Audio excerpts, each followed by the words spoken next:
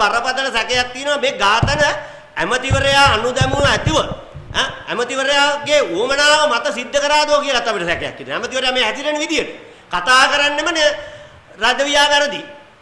නමුත් මෙහෙම වහලා තියෙන බන්ධනාගාරයක් තුලට රාත්‍රී 9:00 අතර කාලයේදී පාර්සලයක් උඩින් වැටෙනවා. ඒක වැටෙන්නේ මේ ඊ-සෙල් එක ළඟට.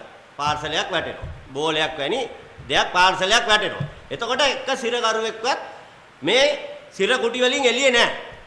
සාමාන්‍ය රැට සිරකරුව එළියේ ඉන්නේ නැහැ. ඉන්නේ බන්ධනාගාර නිලධාරියෙක්. එතකොට මේ පාර්සලේ නිලධාරියෙක් අහුලගෙන දුවනකොට ඔන්න අර ඊ-සෙල් එකේ හිටපු රැඳවියෝ මේක දකින්නවා. දැකලා කෑ ගහනවා අන්න පාර්සලයක් අරන් දුවනවා කියලා. ඕක තමයි සිද්ධිය. පැහැදිලිවම මේ මත්ද්‍රව්‍ය ජාවාරමේ යෙදිලා තියෙන මේ බන්ධනාගාර නිලධාරී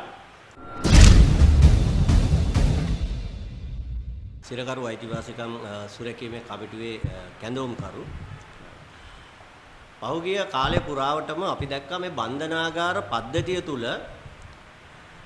ගැටුම් ඇති වෙනවා. ඒ වගේම මේ ගැටුම් තුලින් නිලධාරීන් මෙන්ම රැඳවියන් ඝාතනය වෙනවා.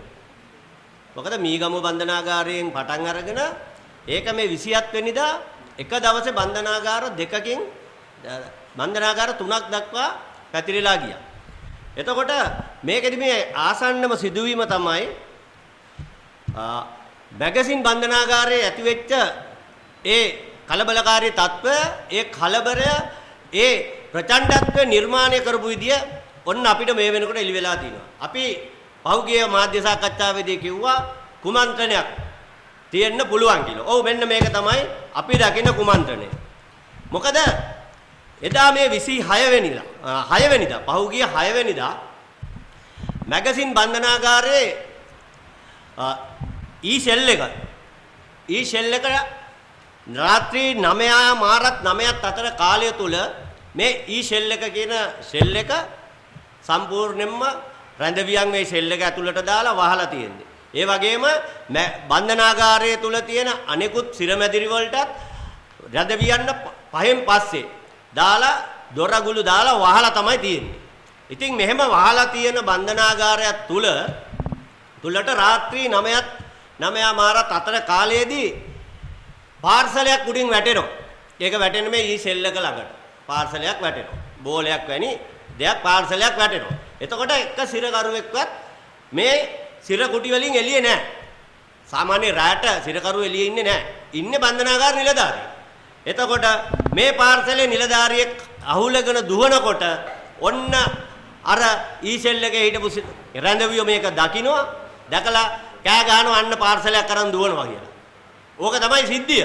ඊට පස්සේ ඒක අහගෙන හිටපු ඒ නිලධාරියා එතනින් ගියා. ඊට පස්සේ තවත් නිලධාරීන් පිරිසක් ඒ සෙල් එක ළඟට ඇවිල්ලා උඹලා මොනවද කියන්නේ කියලා අර රැඳවියන්ට තර්ජනය කරලා දොරගුල ඇරලා රැඳවියෝ කීප දෙනෙක් කරන් පහර දෙන්න ගන්නවා. අන්න එතකොට තමයි මේ කුපිත වෙච්ච රැඳවියෝ එළියට එන්නේ. එළියට ඇවිල්ලා ඒක තුල කලබලයක් ඇති වෙන්නේ. මේ අපිට ලැබෙන තොරතුරු. මොකද අද මාධ්‍යයට දෙන්නේ ඒ වගේම ඇමතිවරයා කතා කරන්නේ අද මේ බන්ධනාගාර නිලධාරියා කියන දේ විතරයි. මේ රැඳවියාට වෙන අසාධාරණයකට කතා කරන්නේ නැහැ. ඔන්න ඒක තමයි අද අපි මේ කතා කරන්නේ. ඔන්න ඔතන තමයි කුමන්ත්‍රණය. එතකොට පැහැදිලිවම මේ මත්ද්‍රව්‍ය ජාවාරමේ යෙදිලා තියෙන මේ බන්ධනාගාර නිලධාරී. එතකොට මේ පාර්සලේ අහුලන්නේ මේ බන්ධනාගාර නිලධාරී. ඒ නිලධාරියා අහුලලා තමයි කවත් කාට හරි දීලා රැඳවියෙකුට හරි කාට හරි දීලා මේ බිස්නස් එක ගෙනියන්නේ. එතකොට නැත්තම් මේ කොහොමද සවස 5ට වහන බන්ධනාගාර සවස 5ට වහන මේ සිරමැදිරි වල ඉන්න රැඳවියෝ කොහොමද එළියට එන්නේ? එතකොට මේ 9:00 මාට ඇවිල්ලා මේ රැඳවියෝද මේව අහුලන්නේ? මේව අහුලන්නේ කවුරුන් නෙමේ මේ බෝල ගස්ස ගන්නෙත් හරිද මත්ද්‍රව්‍ය පාර්සල් ඇතුළට බෝල ගස්ස ගන්නවා කියලා කියන්නේ ඒවා සියල්ල කරන්නේ මේ බන්ධනාගාර නිලධාරී. දූෂිත නිලධාරීන් කොටසක් තමයි මේව කරන්නේ.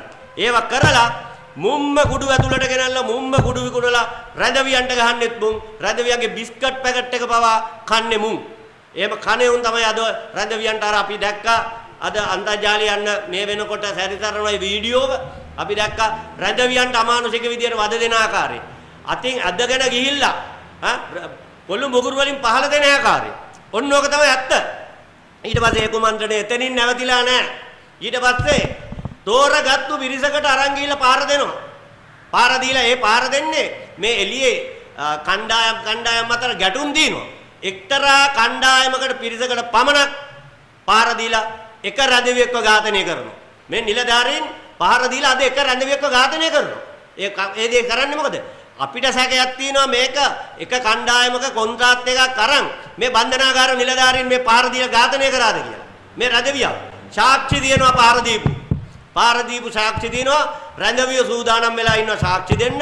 අපි ඉදිරියේදී සිරකරු අයිතිවාසිකම් සුරකීමේ කමිටුව හැටියට මේ රැඳවියන්ට මේ සිද්ධ වෙච්ච අසාධාරණයට මේ රැඳවියන් වදහිංසනයට පත් කරපු එකට මේ රැඳවිය ඝාතනය කරපු එකට එරෙහිව අපි වැඩ කරන්න සූදානම් වෙලා ඉන්නවා. අධිකරණ මේ ක්‍රියාමාර්ග ගන්න අපි සූදානම් වෙලා ඉන්නවා.